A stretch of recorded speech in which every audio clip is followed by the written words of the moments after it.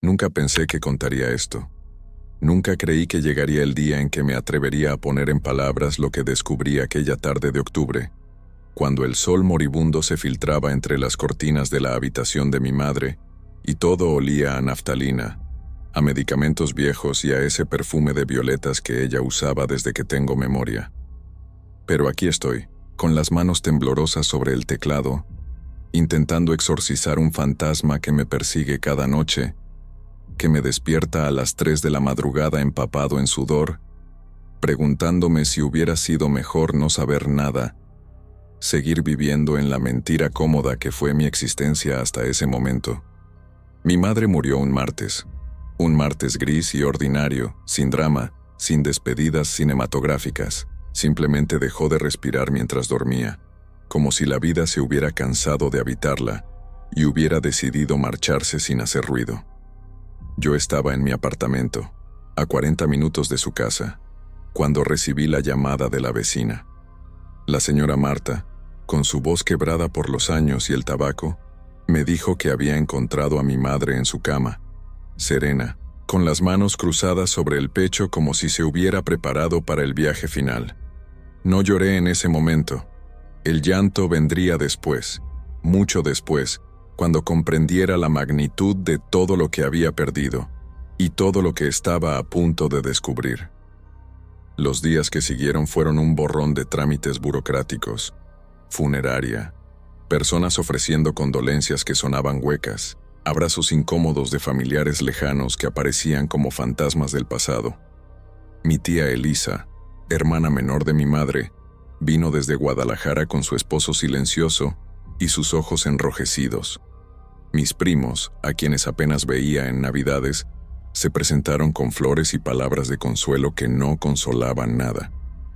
Todos hablaban de lo buena que había sido mi madre, de su sonrisa dulce, de sus tamales en Año Nuevo, de cómo siempre tenía la puerta abierta para quien la necesitara.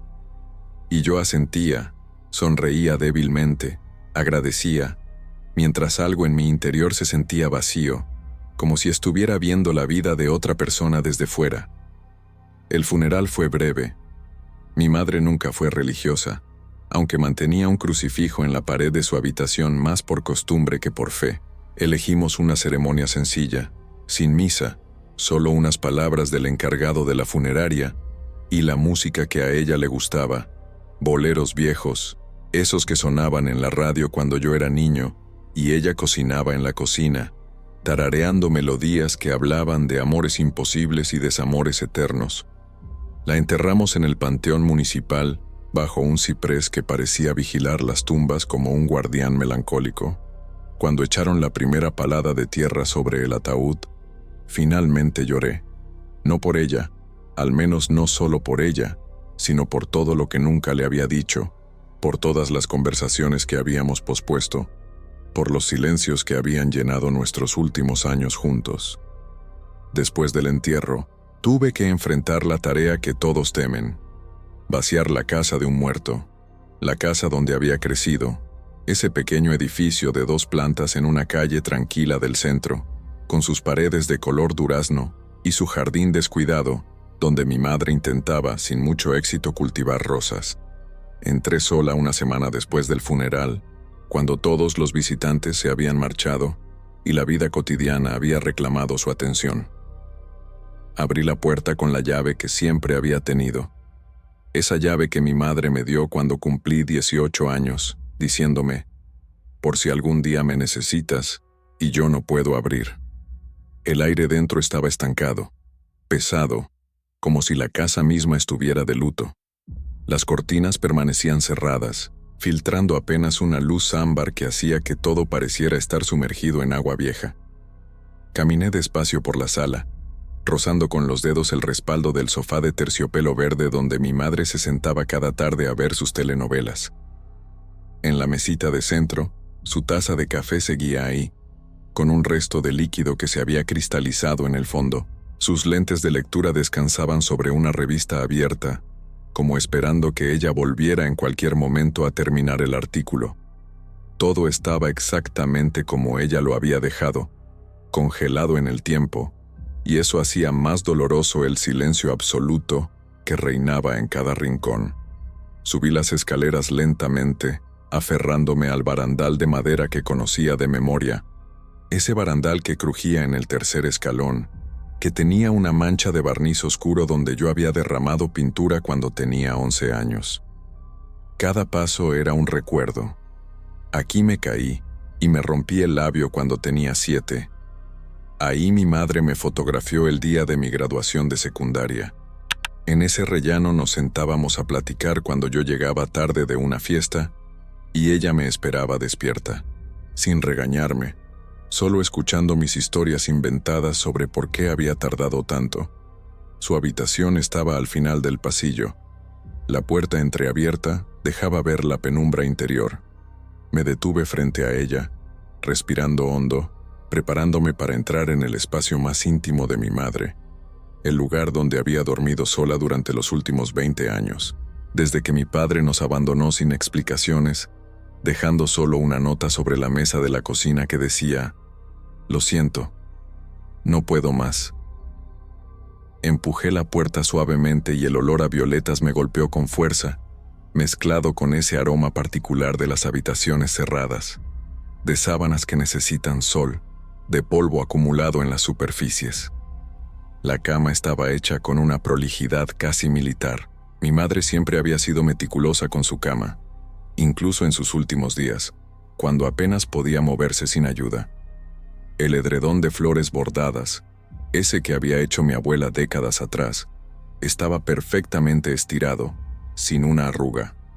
Sobre la mesita de noche, su rosario de cuentas azules, un vaso de agua a medio llenar, una cajita de pastillas con los compartimentos vacíos de la última semana, y la fotografía, esa foto donde aparecíamos ella y yo cuando yo tenía 5 años, en la playa de Veracruz, ambos sonriendo a la cámara con el mar de fondo, sin imaginar todo lo que vendría después. Me senté en el borde de la cama, sintiendo el colchón ceder bajo mi peso. Cerré los ojos e intenté percibir su presencia, como si de alguna manera ella todavía estuviera ahí, como si pudiera escuchar su respiración suave, ese ronquido ligero que hacía cuando dormía profundamente. Pero solo había silencio. Un silencio tan denso que parecía tener textura, que se podía tocar, que aplastaba el pecho y dificultaba la respiración. No sé cuánto tiempo permanecí así, sentado en su cama, perdido en pensamientos circulares que no llevaban a ninguna parte. Pero eventualmente tuve que levantarme, tuve que empezar la tarea que me había llevado ahí, revisar sus cosas, decidir qué conservar, qué donar, qué tirar. Abrí el armario y me encontré con sus vestidos colgados en orden cromático, desde los claros hasta los oscuros, todos con ese olor a naftalina y a su perfume. En el estante superior había cajas de zapatos, la mayoría vacías o conteniendo cinturones, pañuelos, pequeñas cosas sin importancia. Revisé los cajones de la cómoda, ropa interior doblada con precisión, medias enrolladas, camisones de algodón, suéteres que ya no usaba pero que guardaba por alguna razón sentimental. Fue en el último cajón, el más profundo, donde lo encontré. Estaba al fondo, debajo de unas mantas viejas, envuelto en un pañuelo de seda rojo que reconocí inmediatamente. Era el pañuelo que mi padre le había regalado en su aniversario número 10, el único regalo suyo que ella había conservado después de que se fuera. Lo saqué con cuidado sintiendo el peso de lo que contenía, y cuando deshice el nudo, apareció un sobre amarillento grueso, cerrado con cera roja. En la parte frontal, escrito con la letra temblorosa de mi madre, solo decía: «Para mi hijo, cuando yo ya no esté». Mi corazón se aceleró. Las manos me temblaron mientras sostenía el sobre, sintiendo su textura áspera, notando cómo la cera del sello se había agrietado con los años. Parte de mí no quería abrirlo. Algo primitivo en mi interior me advertía que lo que fuera que contenía ese sobre iba a cambiar algo fundamental, que cruzar esa línea significaba renunciar a la inocencia de no saber. Pero la curiosidad, esa fuerza irresistible que nos hace abrir cajas de Pandora sabiendo que no deberíamos, me obligó a romper el sello con cuidado. Dentro había varias hojas de papel de carta, de ese tipo amarillento con líneas tenues que ya casi nadie usa. La letra era de mi madre, pero más firme de lo que había sido en sus últimos años, como si hubiera escrito esto hace tiempo, cuando sus manos aún no temblaban con el Parkinson que la aquejó al final. También había fotografías viejas, algunas en blanco y negro, otras con ese tono sepia de las instantáneas de los años 70, y había documentos oficiales, actas de nacimiento, un certificado de matrimonio, papeles legales que no entendí de inmediato.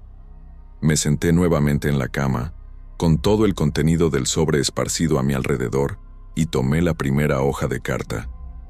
La fecha en la esquina superior decía: 15 de marzo, 2010. Hace 15 años. Mi madre tenía entonces 62 años, yo 35. Fue el año en que ella tuvo su primer infarto, el que todos pensamos que sería el último, pero del que se recuperó milagrosamente. Debió escribir esto entonces, cuando enfrentó su mortalidad de frente por primera vez. Empecé a leer, y con cada palabra, sentí como el suelo bajo mis pies comenzaba a desmoronarse. «Hijo mío», decía la carta, «si estás leyendo esto, significa que finalmente he muerto, y tú has encontrado lo que durante tantos años mantuve oculto. Perdóname. Esa es la primera y última palabra de esta carta. Perdóname. Perdóname por cada mentira, por cada verdad a medias, por cada silencio cómplice. Perdóname por haberte robado el derecho de conocer tu verdadera historia. Perdóname por ser una cobarde que prefirió la comodidad de la mentira a la crueldad de la verdad. Me detuve. Tuve que detenerme porque las letras comenzaban a bailar frente a mis ojos, porque la habitación daba vueltas lentamente, porque algo en mi pecho se apretaba con una fuerza insoportable. ¿Mi verdadera historia? ¿Qué significaba eso? Respiré hondo, conté hasta 10 como solía hacer de niño cuando tenía miedo, y continué leyendo. No sé por dónde empezar, así que empezaré por el principio, por el lugar donde toda historia comienza, tu nacimiento, o mejor dicho, las circunstancias de tu nacimiento, que son más complejas de lo que siempre te hice creer. La letra aquí se volvía más irregular, como si le hubiera costado escribir estas palabras. Tú naciste el 12 de agosto de 1975, eso es cierto. Naciste en el Hospital General de la ciudad, eso también es cierto. Pero hay algo que nunca te dije, algo que guardé como el secreto más oscuro de mi vida. El hombre que siempre conociste como tu padre, Roberto Mendoza, no es tu padre biológico. El papel cayó de mis manos. Se deslizó suavemente hasta el suelo, como una hoja en otoño, mientras yo permanecía paralizado, con la vista fija en un punto indeterminado de la pared frente a mí. No es mi padre. Roberto Mendoza no es mi padre. Las palabras rebotaban en mi cabeza sin encontrar un lugar donde asentarse, sin poder ser procesadas completamente.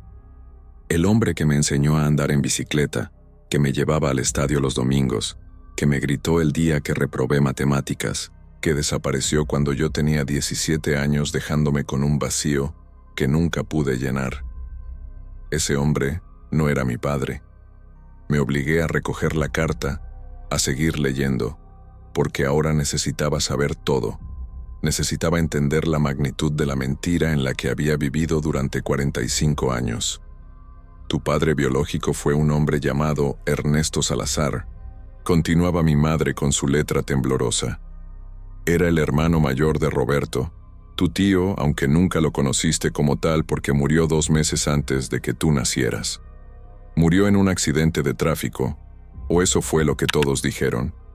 La verdad es más complicada, más oscura, y para cuando termines de leer esta carta entenderás por qué guardé este secreto durante tanto tiempo. Tío Ernesto. Intenté buscar en mi memoria algún recuerdo de ese nombre, alguna referencia, alguna fotografía, alguna conversación donde se hubiera mencionado. Pero no había nada. Era como si ese hombre nunca hubiera existido, como si hubiera sido borrado deliberadamente de la historia familiar. Y ahora mi madre me decía que ese fantasma era mi padre. Ernesto era el hijo mayor, el favorito de tus abuelos paternos, Seguía la carta. Era guapo, carismático, inteligente. Estudiaba medicina en la universidad, iba a ser cirujano. Roberto, tu tío. Perdón, el hombre que criaste como padre, siempre vivió a su sombra. Era el hijo menor, el que no destacaba, el que trabajaba en la ferretería de la familia sin grandes aspiraciones. Yo conocí primero a Ernesto. Fue en una fiesta de Año Nuevo de 1974. Yo tenía 27 años y trabajaba como secretaria en un despacho de abogados. Él tenía 32 y estaba a punto de terminar su residencia médica. Tomé una de las fotografías que había en el sobre. Era en blanco y negro, con los bordes desgastados. Mostraba a un hombre alto, de cabello oscuro peinado hacia atrás, con una sonrisa confiada y ojos que parecían mirar directamente a través del tiempo. Vestía un traje claro y tenía un brazo alrededor de una mujer joven que reconocí inmediatamente. Mi madre, con su cabello largo y ondulado, con ese vestido de flores que había visto en otras fotografías antiguas, sonriendo de una manera que nunca le vi sonreír en mi presencia. Parecían enamorados, parecían felices, parecían dos personas que creían tener todo el futuro por delante. Nos enamoramos rápidamente, decía mi madre. Fue intenso, urgente, como solo pueden ser los amores que sabes que están destinados a terminar mal, porque Ernesto ya estaba comprometido con otra mujer, Sofía, la hija de un médico importante que le iba a ayudar a establecerse profesionalmente. Yo lo sabía, él nunca me mintió sobre eso, pero seguimos viéndonos en secreto durante meses. Era una locura, lo sé, pero cuando eres joven crees que el amor lo puede todo, que la pasión es suficiente para derribar cualquier obstáculo. Me levanté y caminé hacia la ventana. Necesitaba aire, necesitaba ver algo más allá de esas 4 paredes que de repente se sentían como una cárcel. Afuera, la tarde agonizaba en tonos naranjas y violetas. Los vecinos regresaban del trabajo. Niños jugaban en la calle. La vida continuaba con su indiferencia habitual, mientras mi mundo se desmoronaba. Apoyé la frente contra el vidrio frío y cerré los ojos, pero las imágenes se agolpaban detrás de mis párpados. Mi madre joven, enamorada de un hombre que no podía tenerla. Un hombre cuyo rostro tenía rasgos que ahora reconocía en mi propio reflejo. Volví a la cama, a la carta, porque no había vuelta atrás. Había cruzado el umbral y ahora tenía que llegar hasta el final, sin importar cuánto doliera. Quedé embarazada en abril de 1975, continuaba mi madre. Cuando se lo dije a Ernesto, su primera reacción fue de pánico. Estaba a semanas de casarse con Sofía. Su carrera dependía de esa unión. Me ofreció dinero para no tenerte, para deshacerme del problema, como él lo llamó. Esa fue la primera vez que vi su verdadera cara, cuando el barniz del romance se cayó y quedó al descubierto el hombre egoísta que siempre había sido pero que yo me había negado a ver. Las manos me temblaban tanto que apenas podía sostener el papel. Mi existencia había sido un problema. Mi padre biológico había querido que me abortaran. Esa verdad me golpeó con la fuerza de un puño en el estómago. No había sido deseado. Había sido un inconveniente que amenazaba con arruinar los planes de un hombre ambicioso. Me negué, por supuesto, seguía la carta. A pesar de todo, a pesar de su rechazo, yo te quería. Ya te amaba desde el momento en que supe que existías, pero estaba sola, asustada, sin dinero suficiente para criarte yo sola. Fue entonces cuando Roberto apareció en mi vida de nuevo. Él siempre había estado ahí, en la periferia, como el hermano menor que asistía a las mismas reuniones familiares, que me miraba con una mezcla de admiración y tristeza. Él sabía lo de Ernesto y yo. Todos lo sabían. Era el secreto a voces de la familia. Otra fotografía. Esta mostraba a Roberto Mendoza, el hombre que había criado como mi padre. Era más bajo que Ernesto, con rasgos menos definidos, con una expresión gentil en el rostro. Estaba frente a la misma casa donde ahora me encontraba, con las paredes recién pintadas, sonriendo tímidamente a la cámara. Al reverso, con la letra de mi madre, decía: Roberto, 1975, el día que nos mudamos. Roberto me propuso matrimonio 2 semanas después de que Ernesto me rechazara, escribía mi madre. No fue una propuesta romántica, fue una transacción práctica. Él me daría su apellido, un hogar, respetabilidad. Yo le daría la familia que él siempre había querido pero que nunca había conseguido. Y tú tendrías un padre, un nombre, una vida normal. Acepté porque no veía otra opción. En 1975, ser madre soltera era casi un estigma social, y yo no tenía el coraje para enfrentarlo sola. Me di cuenta de que estaba llorando. Las lágrimas caían silenciosamente sobre la carta, manchando la tinta, difuminando algunas palabras. Lloraba por mi madre, atrapada en una época que no le daba opciones. Lloraba por Roberto, enamorado de una mujer que nunca lo amó de verdad.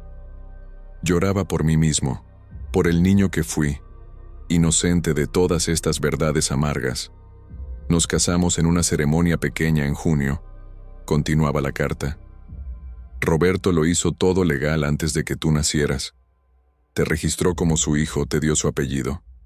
Frente a la ley, frente al mundo, él era tu padre. Y durante los primeros años, casi pude convencerme de que esa era la verdad. Roberto fue bueno conmigo, fue bueno contigo. Te cargaba en brazos como si fueras realmente suyo. Te cantaba para dormir, limpiaba tus pañales sin quejarse. Pero siempre había algo ahí, una sombra entre nosotros, el fantasma de Ernesto y todo lo que representaba. Aquí la letra cambiaba, se volvía más errática, como si mi madre hubiera tenido que detenerse para recuperar la compostura antes de continuar. Ernesto murió en agosto, 2 semanas después de que tú nacieras. Oficialmente fue un accidente. Su auto se salió de la carretera en una curva peligrosa, cayó por un barranco. Estaba solo, era de noche, no había testigos. La policía lo clasificó como accidente y cerró el caso rápidamente. Pero yo sé la verdad. Roberto me la confesó años después, en una noche de borrachera, cuando nuestro matrimonio ya estaba en ruinas.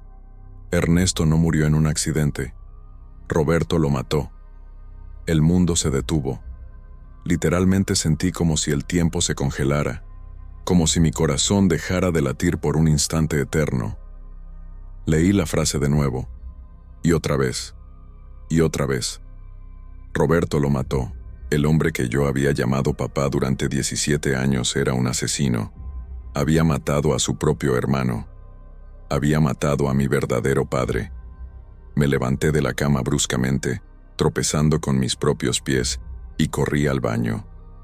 Llegué justo a tiempo para vomitar en el inodoro, vaciando mi estómago con arcadas violentas que parecían querer expulsar no solo comida, sino también toda la verdad horrible que acababa de descubrir. Cuando finalmente pude incorporarme, me miré en el espejo del baño. Mi reflejo parecía el de un extraño. Ojos rojos, rostro desencajado, labios temblorosos. ¿Quién era yo? ¿El hijo de un muerto? ¿El hijo del hombre que lo había matado? ¿Qué sangre corría por mis venas? Volví a la habitación tambaleándome, aferrándome a las paredes para no caer. Tenía que terminar de leer. Tenía que saberlo todo, hasta el último detalle sórdido de esta tragedia familiar. No fue premeditado, continuaba mi madre, como si eso importara, como si eso hiciera la verdad menos monstruosa. Roberto fue a verlo esa noche para pedirle dinero, para exigirle que contribuyera a tu crianza aunque fuera en secreto. Discutieron. Ernesto se burló de él, lo llamó fracasado, le dijo que yo nunca lo amaría, que solo estaba con él por conveniencia. Roberto perdió el control. Me dijo que lo empujó, que Ernesto cayó y se golpeó la cabeza, que entró en pánico y decidió hacer que pareciera un accidente. Empujó el auto de Ernesto por el barranco con su hermano dentro. Nunca supo si Ernesto ya estaba muerto cuando el auto cayó o si murió en el impacto. Cerré los ojos, pero las imágenes llegaban de todas formas. 2 hermanos peleando en la oscuridad, uno cayendo, el otro mirando el cuerpo inmóvil y tomando la decisión que lo convertiría en asesino, el auto desapareciendo en la negrura del barranco, y después Roberto volviendo a casa, a nuestra casa, donde yo dormía en mi cuna sin saber nada. donde mi madre esperaba sin sospechar que su esposo acababa de matar al hombre que ella realmente amaba. Nunca denuncié a Roberto, admitía mi madre. Cuando me lo confesó ya habían pasado 5 años. Yo había construido una vida con él. Tú lo conocías como tu padre. Separarnos hubiera significado destruir todo lo que habíamos construido. Y parte de mí entendía su desesperación, su rabia, su dolor de amar a alguien que nunca le correspondería. No lo justifico, nunca podré justificar lo que hizo, pero lo entiendo. El amor no correspondido es una herida que nunca cierra, que sangra constantemente en silencio. Pensé en todos los años que viví con Roberto, los domingos en el estadio, los partidos de fútbol que veíamos juntos, las veces que me llevó a pescar al río aunque nunca pescábamos nada, las tardes ayudándolo en la ferretería, aprendiendo el nombre de cada herramienta, cada clavo, cada tornillo. Todo eso había sido real, sus cuidados habían sido reales, pero también había sido un asesino. Las dos cosas podían ser ciertas simultáneamente, y esa paradoja me partía en dos.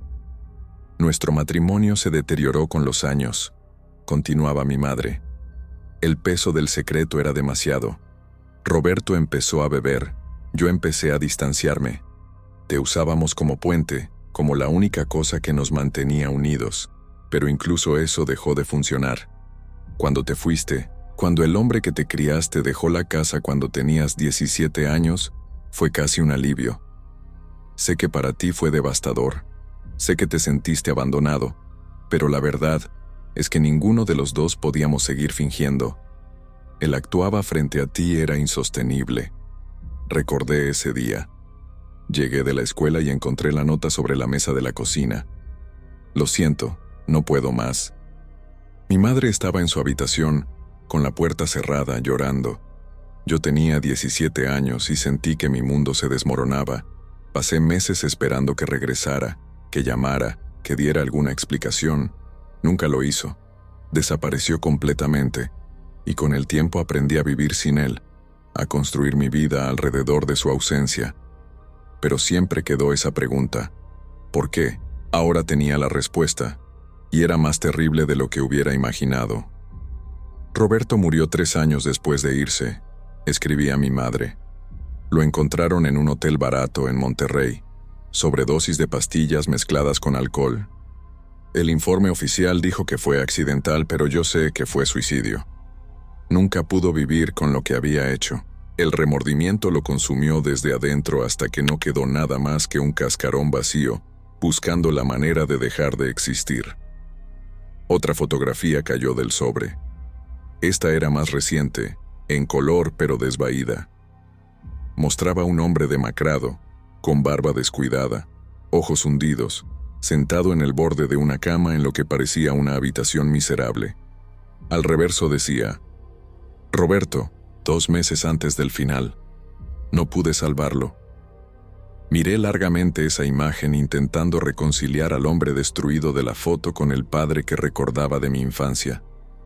Eran la misma persona, separadas por una vida entera de culpa y secretos. Nunca te conté nada de esto, continuaba la carta de mi madre. Te dejé creer que Roberto simplemente nos había abandonado, que éramos víctimas de su egoísmo. Era más fácil así, más limpio. Tú lo odiaste por irse, y yo dejé que ese odio creciera porque era mejor que la verdad. Pero ahora que estoy muerta, ahora que ya no puedo esconderme detrás de más mentiras, te debo la verdad completa, sin importar cuánto duela. Las siguientes páginas detallaban cosas que yo recordaba vagamente o que nunca había conocido. Cómo mi abuela paterna, la madre de Ernesto y Roberto, murió sin saber la verdad sobre su hijo mayor, creyendo hasta el final que había sido un trágico accidente. Cómo el resto de la familia Mendoza se distanció de nosotros después de la muerte de Ernesto, como si intuitivamente supieran que algo no cuadraba. Cómo mi madre había guardado fotografías y cartas de Ernesto durante todos estos años, escondidas en ese cajón, visitando ese altar secreto de su único amor verdadero cada vez que la soledad se volvía insoportable. Hay algo más que debes saber, decía mi madre en una de las últimas páginas.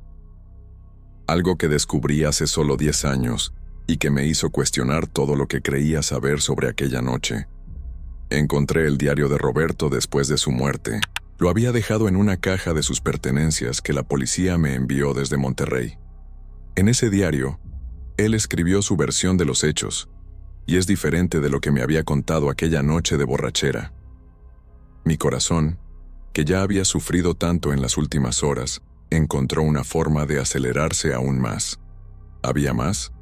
¿Podía haber algo peor que lo que ya había descubierto? Según el diario de Roberto, continuaba mi madre, él no mató a Ernesto en un arranque de ira. Fue mucho más calculado que eso. Roberto había descubierto que Ernesto planeaba llevarse a Sofía del país después de su boda.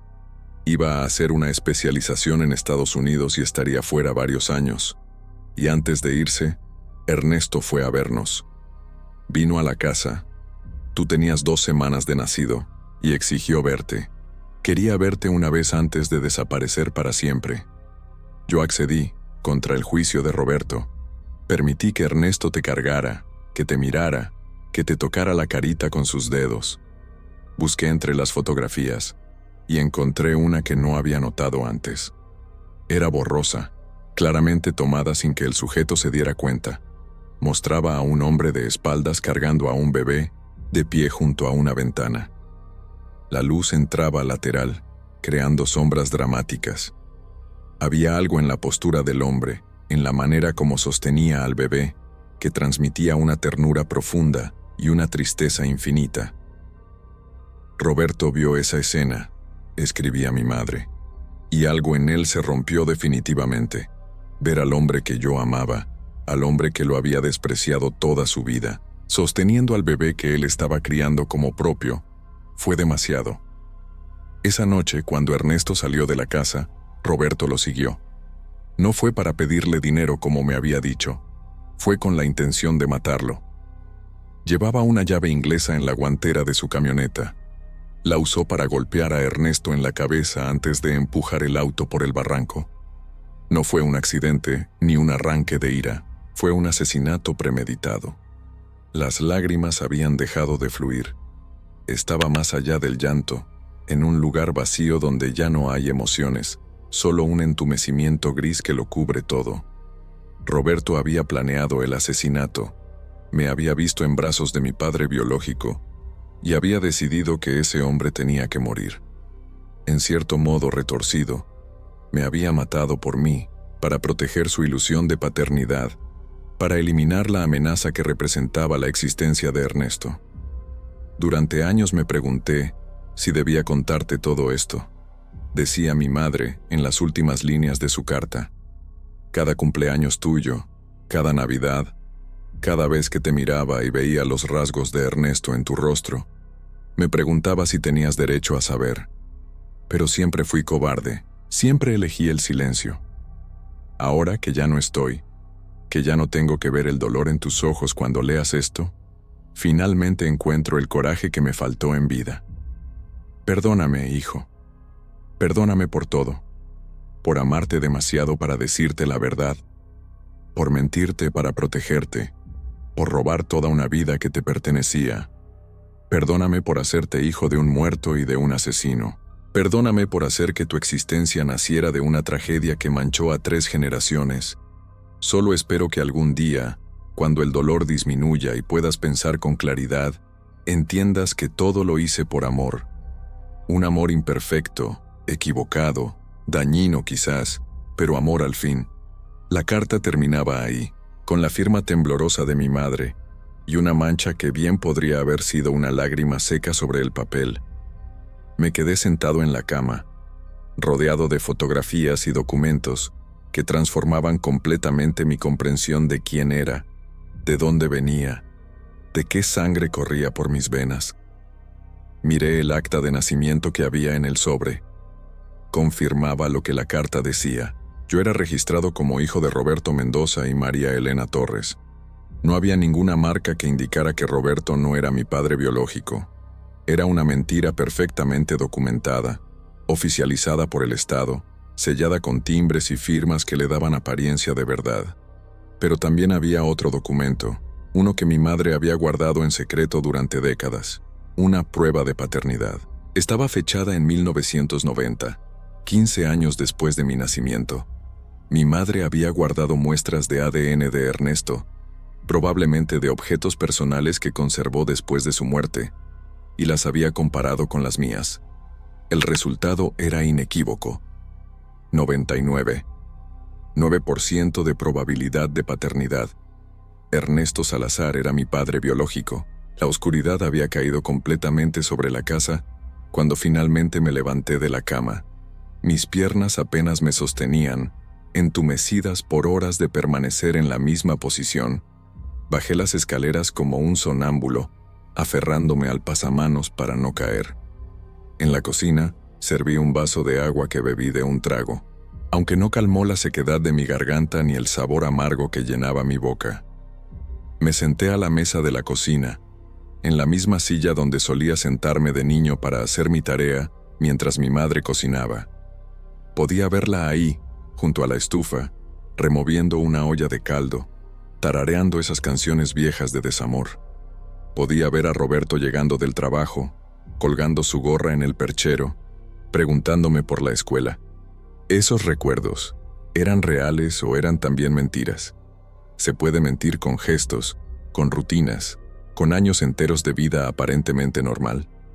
Durante las siguientes semanas, no pude hablar de esto con nadie. Guardé la carta y las fotografías en una caja fuerte en mi apartamento, como si encerrarlas físicamente pudiera también encerrar el conocimiento que contenían. Seguí con mi vida normal. Iba al trabajo, hablaba con amigos, salía a cenar, sonreía cuando correspondía, pero por dentro era un cascarón vacío, un actor representando el papel de una persona funcional, mientras internamente todo se desmoronaba. Empecé a investigar por mi cuenta. Busqué en archivos de periódicos viejos el reporte del accidente de Ernesto Salazar.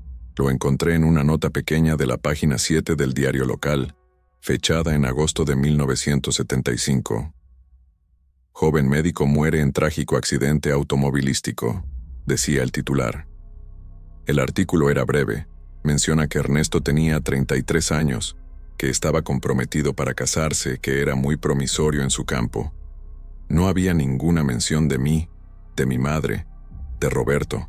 Éramos los fantasmas invisibles en esta tragedia, presentes en todo pero ausentes del registro oficial. Busqué también información sobre el suicidio de Roberto. Encontré el reporte policial en los archivos estatales. Había muerto en un hotel llamado El Descanso, en un cuarto de 40 pesos la noche. Combina antidepresivos con whisky barato. Lo encontró la mucama al día siguiente. No dejó nota. Entre sus pertenencias había una fotografía mía, de mi graduación de preparatoria, donde yo sonreía a la cámara con mi toga y birrete, lleno de esperanza sobre el futuro. Roberto había cargado esa foto durante 3 años de vagabundeo por el país, como un recordatorio constante de todo lo que había perdido o quizás de todo lo que nunca tuvo realmente. Fui al cementerio municipal una tarde de noviembre. Encontré las tumbas. Mi madre bajo el ciprés donde la habíamos enterrado. Roberto en una sección más vieja y descuidada del panteón. Su lápida era sencilla, solo su nombre y fechas. Nadie había puesto flores en décadas. Me arrodillé frente a ella y por primera vez en mi vida, lloré por él. Lloré por el hombre que me crió sin ser mi padre, que me amó a pesar de representar todo lo que él odiaba, que cargó con un secreto monstruoso hasta que lo destruyó desde adentro. Pero también busqué la tumba de Ernesto Salazar. Estaba en otro cementerio, uno más elegante en la zona norte de la ciudad.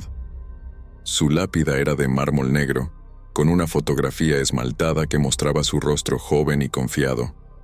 Bajo su nombre decía: Amado hijo, prometido y futuro médico. Te fuiste demasiado pronto. No decía nada sobre ser padre. Yo era el hijo secreto, el que no merecía ser mencionado ni siquiera en su lápida. Me quedé ahí largo rato, mirando la foto de un hombre que había aportado la mitad de mi genética pero nada de mi crianza. Un hombre que me había rechazado antes de que yo naciera, que había querido que dejara de existir, pero que en sus últimos días había querido verme, tocarme, quizás experimentar un atisbo de arrepentimiento. ¿Qué le habría dicho si hubiera tenido la oportunidad? ¿Lo habría odiado o entendido? ¿Habríamos podido construir algún tipo de relación o su rechazo inicial era una herida que nunca hubiera sanado? Empecé a notar cosas sobre mí mismo que nunca había considerado. Tenía las manos de Ernesto, largas y elegantes, las mismas manos que aparecían en las fotografías sosteniendo instrumentos quirúrgicos en sus años de residencia médica. Tenía su nariz recta, su línea de mandíbula, sus ojos ligeramente rasgados. Todo este tiempo había mirado mi reflejo sin entender que estaba viendo el rostro de un fantasma. Roberto, el hombre que me crió, no se parecía a mí en nada. ¿Cómo no lo había notado antes? O lo había notado y simplemente había ignorado las implicaciones porque era más cómodo no preguntar. También empecé a recordar momentos específicos de mi infancia bajo una nueva luz. La vez que Roberto se emborrachó en mi 10º cumpleaños y me gritó que yo no era su hijo, que él no me debía nada. Mi madre lo había callado rápidamente, lo había llevado a la habitación, y al día siguiente ambos habían actuado como si nada hubiera pasado. Yo tenía 10 años y pensé que solo estaba borracho, diciendo tonterías sin sentido. Pero no eran tonterías, era la verdad escapándose entre tragos de tequila, la verdad que él cargaba como una piedra en el pecho todos los días. O aquella vez cuando tenía 14 años y enfermé gravemente de neumonía. Necesitaba transfusión de sangre, y Roberto se negó a donar, diciendo que teníamos tipos incompatibles. Mi tío, el hermano de Roberto que vivía en Puebla, vino a donar en su lugar. En ese momento me pareció extraño, pero no le di mayor importancia.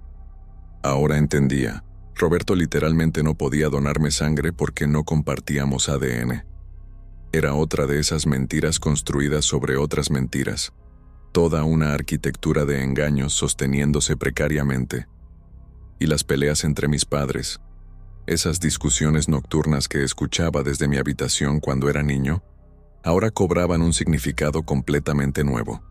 No es tuyo, escuché decir a Roberto una noche. Nunca lo ha sido. Y mi madre respondiendo, lo es en todo lo que importa. Tú lo elegiste. Fuiste tú quien decidió ser su padre. En ese momento no entendía de qué hablaban. Pensaba que se referían a algún objeto, alguna posesión material. Nunca imaginé que el objeto en discusión era yo. Pasaron meses antes de que pudiera empezar a procesar todo esto. Fui a terapia, aunque nunca le conté a la terapeuta la verdad completa. Le dije que estaba procesando el duelo por mi madre, lo cual no era mentira.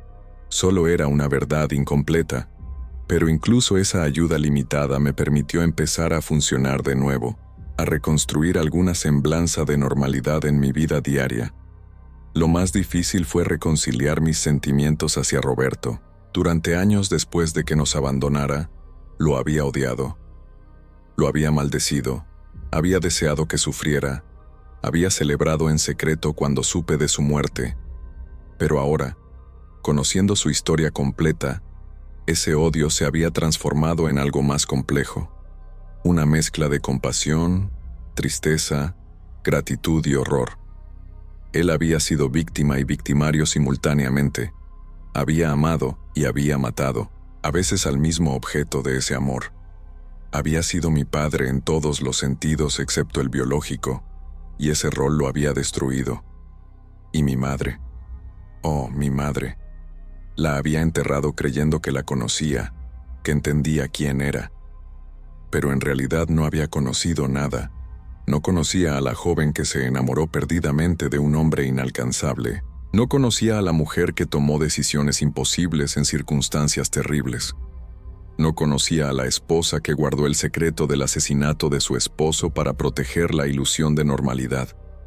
No conocía a la madre que eligió la mentira piadosa sobre la verdad brutal. Todas esas versiones de ella existieron, y yo solo había conocido la superficie, la máscara que mostraba al mundo y especialmente a su hijo. ¿Me amó realmente? Creo que sí, a su manera imperfecta y dañada. Me protegió de una verdad que consideraba demasiado pesada para que yo la cargara. Me dio una infancia relativamente normal, con dos padres que fingían ser felices, en una casa donde los secretos vivían en los cajones del fondo envueltos en pañuelos de seda. Me dejó creer en una versión simple de la historia, donde yo era el hijo querido de un matrimonio normal que simplemente no funcionó. Solo cuando ella ya no estaba, cuando ya no tenía que ver el dolor en mis ojos, me entregó el peso de la verdad. Ha pasado casi un año desde que encontré esa carta. La leo de vez en cuando, aunque ya me la sé de memoria. Las fotografías están enmarcadas ahora, guardadas en un armario donde puedo verlas cuando me siento lo suficientemente fuerte. El rostro de Ernesto ya no me parece el de un extraño, sino el de una versión alternativa de mí mismo, el hombre que pude haber sido si las circunstancias hubieran sido diferentes. Hay preguntas que nunca tendré respondidas. Ernesto realmente me quiso en esos breves momentos que me sostuvo. ¿Roberto me amó alguna vez o solo amaba la idea de ser padre? ¿Mi madre se arrepintió de sus decisiones en sus últimos días? ¿O creyó hasta el final que había hecho lo correcto? ¿Hubiera sido mejor nunca saber nada, seguir viviendo en la ignorancia cómoda? No lo sé. Hay días en que maldigo a mi madre por dejarme esta carga.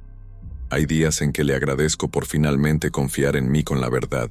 Hay días en que desearía poder volver en el tiempo y quemar ese sobre sin abrirlo. Y hay días en que siento que, a pesar del dolor, necesitaba saber que vivir en la mentira hubiera sido peor que enfrentar la verdad brutal. Lo que sí sé es que mi identidad cambió fundamentalmente ese día de octubre. Ya no soy simplemente el hijo de María Elena Torres y Roberto Mendoza. Soy el hijo de un amor imposible y un asesinato, de un triángulo trágico que destruyó a todos los involucrados. Llevo en mí la sangre de un hombre que me rechazó y el legado de otro que me amó tanto, que mató por mantener la ilusión de ser mi padre. Soy el secreto que 3 personas guardaron hasta la tumba, el problema que nunca debió existir pero que respiró, creció, vivió sin saber que su mera existencia era el epicentro de una tragedia familiar. Soy la prueba viviente de que el amor puede ser destructivo, de que los secretos familiares son bombas de tiempo que eventualmente explotan, de que la verdad siempre encuentra la manera de salir a la luz, sin importar cuánto tiempo pase. A veces, en las noches cuando no puedo dormir, me pregunto quién sería si todo hubiera sido diferente. Si Ernesto no hubiera muerto, si mi madre hubiera tenido el coraje de criarme sola, si Roberto hubiera elegido no cargar con el peso de criar al hijo de su hermano. ¿Sería una mejor persona? ¿Más feliz? ¿O simplemente sería infeliz de maneras diferentes? Pero esas son fantasías inútiles. Esta es la vida que tengo, construida sobre mentiras que se pretendían protectoras, sobre un amor que mató, sobre secretos que envenenaron a 3 generaciones. Y ahora ese veneno corre por mis venas. Esa historia vive en mi memoria, y no hay manera de deshacerla o ignorarla. Solo puedo cargarla, como mi madre cargó su secreto, como Roberto cargó su culpa, como Ernesto habría cargado su arrepentimiento si hubiera vivido lo suficiente. Esta es mi herencia, una carta amarillenta con letra temblorosa, fotografías de personas que ya no existen, la verdad de que soy producto de una tragedia, el conocimiento de que el amor y el odio pueden coexistir en el mismo corazón, a veces dirigidos hacia la misma persona. Es una herencia pesada, casi insoportable, pero es mía. Y ahora que la he contado, ahora que estas palabras existen en el mundo fuera de mi cabeza, quizás pueda empezar a vivir con ella. Quizás algún día el peso disminuya. Quizás algún día pueda mirar al espejo y ver solo a mí mismo, no a los fantasmas de 3 personas destruidas por secretos que nunca debieron existir. Pero por ahora, solo puedo decir lo que mi madre me pidió que entendiera. Todo fue por amor, un amor imperfecto, destructivo, equivocado, pero amor al fin. Y esa verdad, tan dolorosa como todas las demás, es la única que me queda.